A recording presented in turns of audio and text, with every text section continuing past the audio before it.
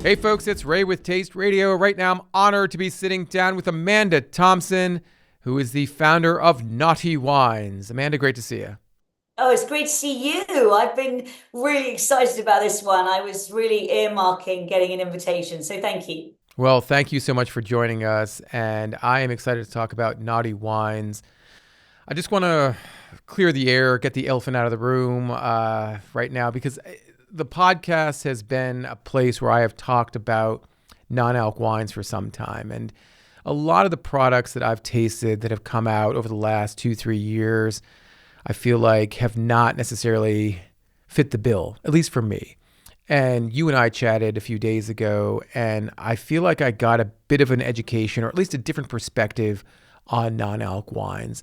My thinking was always that these products should taste like the real McCoy. They should taste like alcoholic versions of wine. And you essentially had said, no, they don't. No, Could you, I yeah, could you talk about the perspective? And I think it would be helpful for our audience as well. love that emotion in your voice, the sadness. Yeah, I mean, hopefully I can wipe that away. We can breathe. We can just have a whole new world of Yes. non-alcoholic wine, specifically naughty. Yeah. So what we were kind of getting into was what my vision was, and my vision was never to create a replica. And that kind of idea that something should be the same as, I think what for me, it's like, what are my favorite fine wines? I mean, none of them are the same. I'm still a wine lover, so that's what kind of blows some people's minds. And so the vision was, could I create something that was really elegant, that fit alongside my favorite wines, and I could transition in and out of, I think the new term is zebra stripe drinking, or bookend, or whatever the fashionable term is now in January 25. But just really, I could blend into my everyday fine wine drinking. I was kind of a champagne geek, a wine nerd. I was really snobby about wine. I think I have to put that out there. And I think that's often an ironic part of my journey, because people are like, what do you mean? You've got a non-alcoholic wine brand and you're a wine snob? And I'm like, yeah, those two can really fit together, even though I've kind of blown your mind with those two things. Yeah, I was super fussy about what I was drinking. I cut a very long story short. I left my career behind and trained in wine at Cordon Bleu in Paris. I did the first ever wine diploma. And actually, my first mentor was the gentleman who was then the world's most famous somm, who sadly died a few years ago, a wonderful, wonderful man called Gerard Basset, who had a history of bringing on women in the wine world. And so, actually, my history is all about fine wine and champagne. And I would argue it's really pertinent to my success with non-alcoholic wine, which again sounds kind of like an oxymoron, right? Going back to your point about good non-alcoholic wine. But I think all of those things are highly relevant to my story. And that for me, going back to naughty, what I was trying to create was something that was really pure, really elegant, beautiful liquid, but that didn't have alcohol. But when you were thinking about Naughty as a business and how big this category could be, I guess, what was your process? What did you take into account? So initially, Ray, I'll be really honest with you, I didn't know non-alcoholic wine existed. And I think that's really relevant to this conversation because it wasn't on my drinking radar. And that's not for a moment to be rude about anybody who had a different non-alcoholic wine before I arrived, but none of them were in my wine world and my drinking world. And that's not to say I live in some rarefied fancy world. I absolutely don't. I work all the time now, so very rarely fancy ever. But I just was really fussy about my wine, and therefore even the concept of non-alcoholic wine actually hadn't really even occurred to me. What occurred to me, and what's been fascinating is listening to some of your podcasts and just that kind of problem solving piece that so many of my favorite founders have fixed those problems themselves that they've been struck with. And that was me, basically, because there was nothing for me to drink when I wasn't drinking. And what I mean by that was, I was transitioning to San Pellegrino, and then I was going home. And I was often not drinking wine, even good wine, every night. And so what would I drink? I would drink sparkling water, and then I would go home. And it struck me that if there wasn't anything for me to drink when I wasn't drinking, perhaps there were lots of other wine drinkers like me, and then it transpired there were millions. And so there was what I saw just in my visionary mind as an open goal, and I kind of saw myself as first mover, I guess just because I didn't see a direct relationship with perhaps the non-alcoholic wine drinkers who had been drinking what existed before. So I was never looking at a historical small market. I was always looking at the vision of wherever there's good wine, I want there to be naughty. And I'm a visionary entrepreneur in the sense that I've always known where I'm going. It's just the hard work in getting there. I see brand building in that way. So I have not wavered on that. I don't know what that makes me from an analytical point of view, but I've always been very focused and confident in my vision. And I would argue part of that was to do with my quite complicated, difficult childhood, which I was very independent and resilient from a very young age because I had to be. And so I guess I've just been used to getting on with things. And of course, the secret source of damn hard work has never fazed me because that was how I've always been. I'm reading from an Instagram post where we pulled a quote from an interview I did with Ben Whitty, who's the founder of a relaxation brand called Recess. And he said, identifying unique insights before they're obvious to the market is fundamentally the job of the entrepreneur. And like Amanda fits the bill. That's exactly what you're talking about. And that's exactly who you are. But convincing others, convincing investors, convincing retailers, convincing distributors, that's another thing. And yes, investors often say they bet on the jockey, but they still need to be convinced, I think, from a market standpoint. Okay, yes, I believe in Amanda. I want to give her money, but like, is her brand actually going to work? Yes, I believe in her vision, but is the brand actually going to work? What were the key selling points, for lack of a better term? Yeah, I think liquid trumps everything.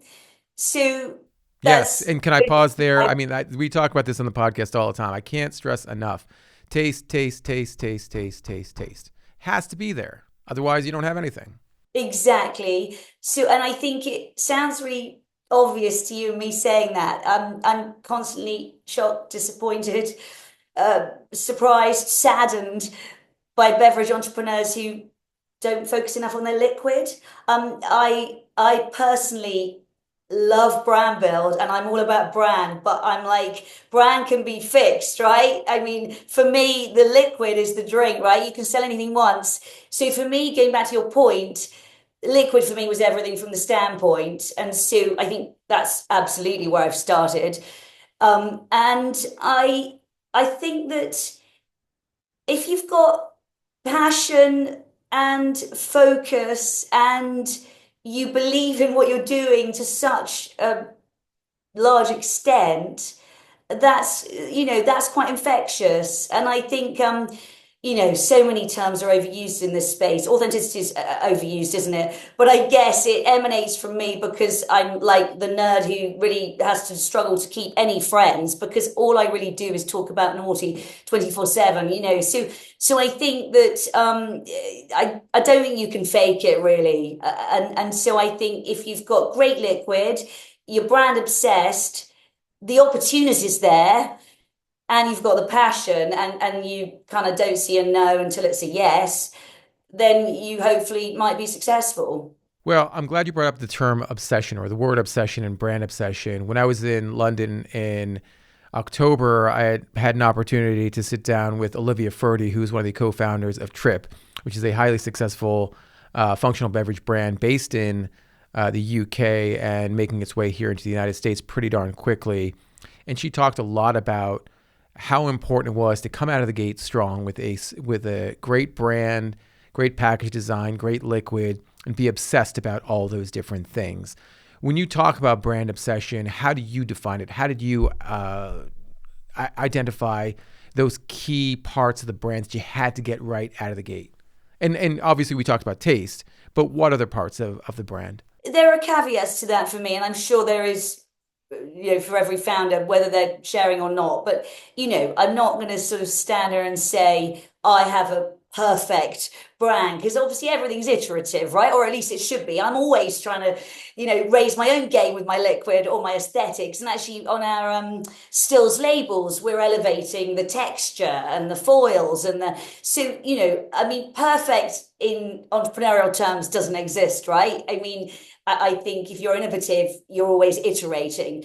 So it's, I guess it would be just perfect enough for the stage, right? And of course, one always has to make decisions. I remember when I first launched my champagne and the first batch came in, and of course the foils were absolutely not the color I'd signed off at. And then you have that classic moment: do I launch it? Do I not launch it? I mean, that's going to take another 6 months if I don't. Whatever. But needless to say, I launched it. And then it became the foil color that everybody loved, right?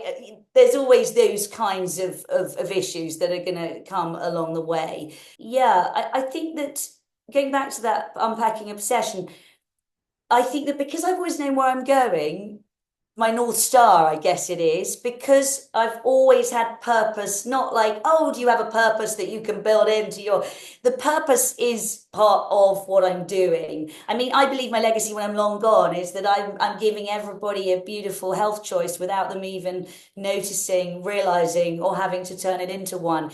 And that's kind of been baked in from day one, because we're agnostic about alcohol. I still drink fine wine. We all know alcohol's bad for us, right? Anyone with a brain knows that we can't pretend that if we're going to have an old fashioned tonight, that it's a health elixir. I think 2025, anyone who's smart knows that they can't pretend alcohol is good for them. That's obviously a scientific fact. But I think that what I love most about my brand in that regard is that we're a wine brand that's non-alcoholic, and that piece of semantics is really pertinent and relevant to me. And just to circle back to your original question about the opportunity, I always saw the opportunity as building into the mainstream by the glass wine list, and also that second shot on the cocktail, the non-alcoholic cocktail list for the sparklings particularly, but also the stills to some regard. And so the opportunity for me was always absolutely huge. It was to be part of every single by the glass wine list across America. And to be available in the relevant retail premises. And so I think I can't really speak about obsession without it kind of touching every relevant piece of the brand. I think being obsessed also has to do with who you're selling to, who your target consumer is, and addressing their needs. As much as your needs could be filled by creating a brand like Noughty, it's about, okay, who's going to buy this often? Who's going to buy this on a regular basis? Absolutely. And of course, if it was just something that worked for me, I wouldn't be here with you now. Yeah, luckily there were millions of people like me who were wine drinkers who didn't always want to drink wine. And that really has interested me in the beverage space. And that data is fascinating because, of course, it was almost like the wine drinkers who didn't always want to constantly drink wine all the time had kind of been ignored and forgotten about. Because I had no relationship with spirits-based cocktails, I wouldn't really gravitate towards a non-alc cocktail list. And because I had no relationship with beer, I wouldn't gravitate towards a non-alc beer list. And it transpired that there were millions of wine drinkers like me. And so when I'd identified my issue, what am I going to drink when I wasn't drinking, as a wine nerd, there were millions of drinkers like that. And I think in many ways they've been ignored, not noticed, forgotten about. No, I think ignored or not noticed is probably the pertinent part of that sort of jigsaw puzzle. And so our consumers are generally wine drinkers. I had a debate recently with a journalist, and they were saying to me, well, are you taking a chunk out of the wine market, or are you taking a chunk out of the sparkling water and general broader beverage market? Which was an interesting way to look at it. But I think that what I've really set out to do with Noughty is create absolute trust in the purity of the liquid. All of those things. And actually, never want to sort of be negative about anybody else in my space. I really, obviously wish every founder well. But I think that the problem at the moment in the beverage space is that obviously podcasts like yours and brands like me being in the media, we make it all look so sexy in the beverage space, and we don't, perhaps always share as much of the dirt as we could or should for a number of reasons. But I think in 2025, wherever you are in the world, if you're launching a beverage that's brand first, not enough focus on liquid and purity and ingredients, as your Nielsen IQ podcast showed. I think that that is not a recipe for longevity. And going back to the authenticity and what consumers expect. And I was fascinated to hear my kind of hunch being verified on your podcast about the data, which was how the modern consumer looks for all of those ticks together, almost in a homogenous package. You know, they want good ingredients, they want better for you. Of course, they want it to taste damn good. That's what we all have to agree, that you want the great liquid. But it's like they want all the other things as well. They don't have to worry about them too much because we're all time poor, right? So I'm like, anyone asks me for advice, which obviously people do, I'm like, just do not put crap in there, you know, just don't do it. Don't hide, you know, don't hide the crap anywhere. You'll get found out. And I think the next big conversation in non-alc is going to be around sugar and chemicals. And I've just started to have it now publicly, not to really, you know, be negative about anyone's brands, but because like have your sugar in your pastries, you know, have it where it should be. I'm from a foodie background. I do not want to be consuming a load of sugar and chemicals in my drinks. And luckily, modern consumers, I'm learning, don't either. So I think the brands that are trying to hide things, I hope they look to kind of recognize that the commercial opportunity in the future is not in doing that. So focus on the purity of liquid would always be my mantra.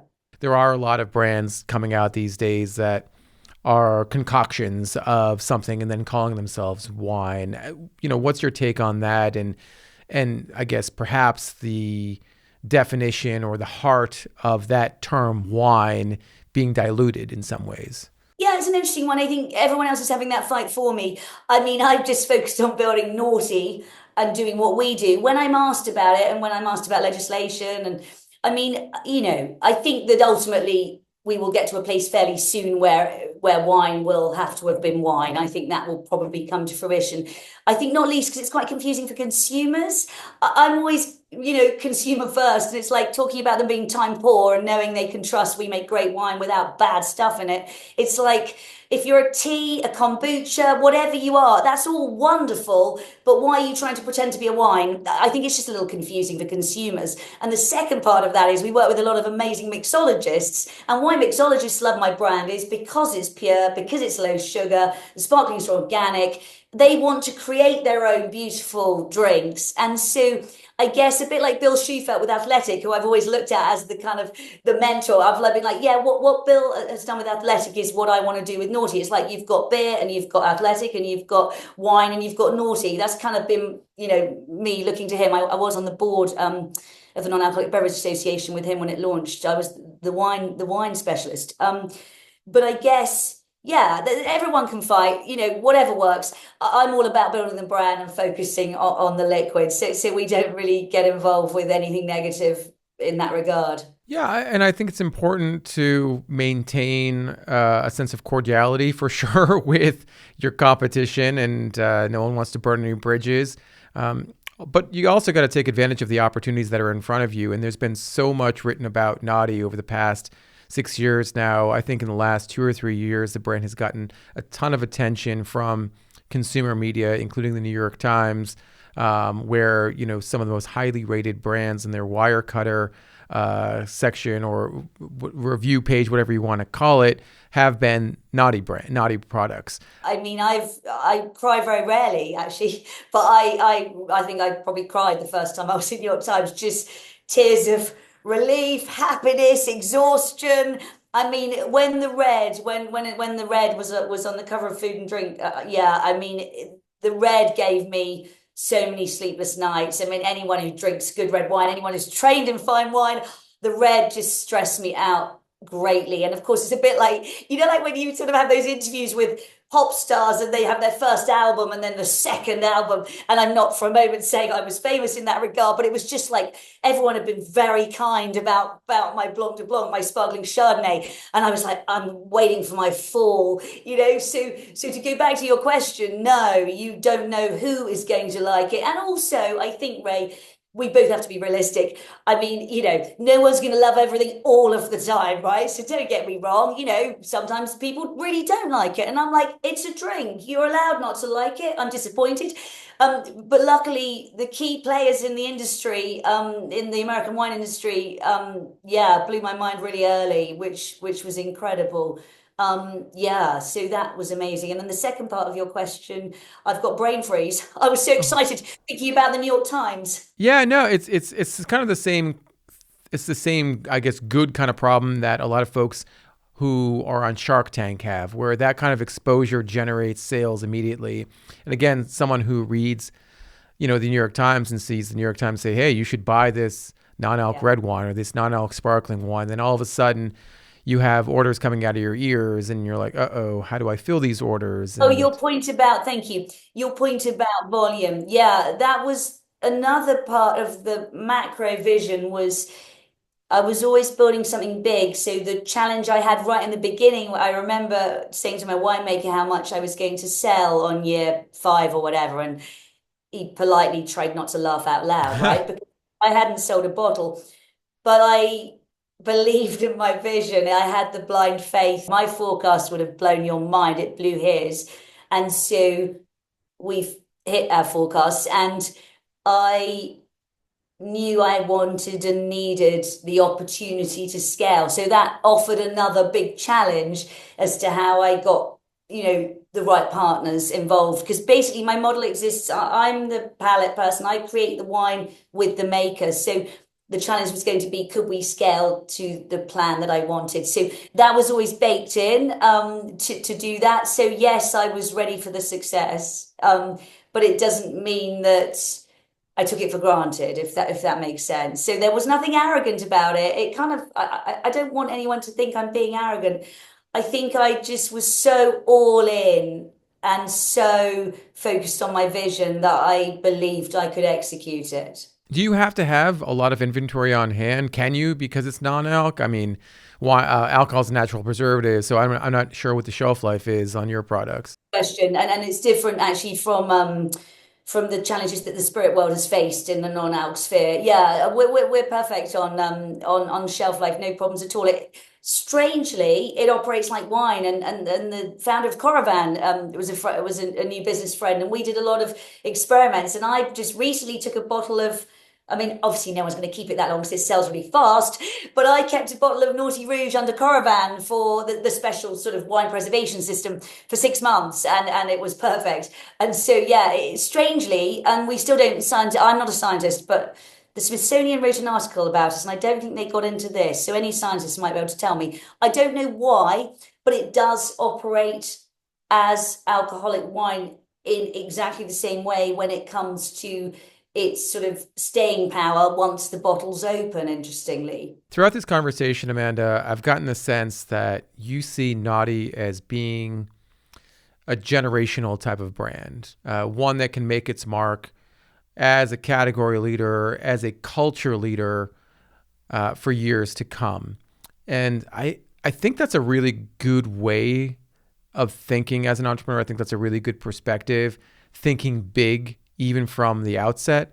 I think it's kind of hard for some founders to have that point of view. Do they have Oh, to, though? but if I may, Sure. I would say you don't have to. Yeah, okay. Because when people ask me, I do a lot of mentoring with young founders, with diverse founders, different ages.